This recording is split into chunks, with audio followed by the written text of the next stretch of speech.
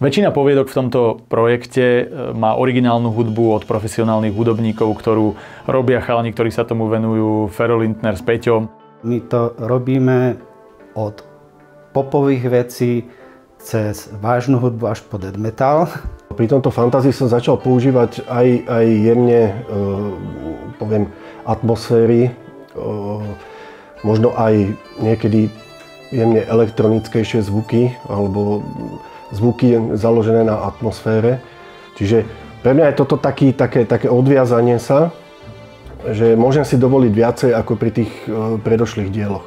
Ide nám o to, aby to bolo čo najpestrejšie, aby sa ten človek nenudil. Aby to nebolo, že si pustí jeden typ hudby, lebo tie audioknihy trvajú až 22 hodín. A keby niekto 22 hodín počúval nejaký jeden typ hudby, asi by ho to nebavilo. Takže je to pestré aj z hľadiska autorov, aj hudobníkov.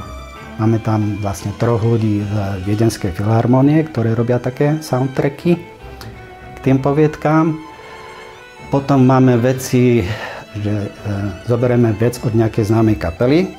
Konkrétne teraz je to časti od Corbin Dallas a Para. Oni nám pošlú svoju nejakú skladbu, ktorú v stopách, ktorú majú natočenú, a my tam k tomu dohráme napríklad violy, husle, klavír, harfu. Inak to zmixujeme a urobíme ako keby inú verziu tej pesničky a tu potom použijeme. Ja cítim voči tomu tú zodpovednosť, že aby pri tých remixoch napríklad, aby som nebol kvalitatívne pod tým, čo je vlastne originál, čo je teda veľmi ťažké, a snažím sa dávať tomu nejakú nadstavbu. A aby boli vlastne aj interpreti spokojní, že dali to do dobrých rúk a že je ich vec vlastne nejakým spôsobom povýšila, nie ponížila.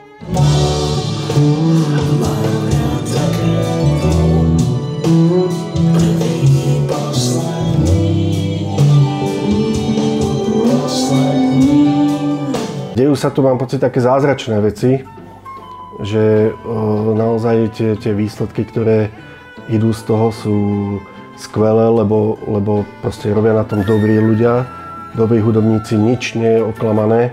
A to si veľmi vážim vlastne na celej tej produkcii, ktorá sa tu deje. Zázračné alebo až fantastické? Až fantastické, presne ako si povedal.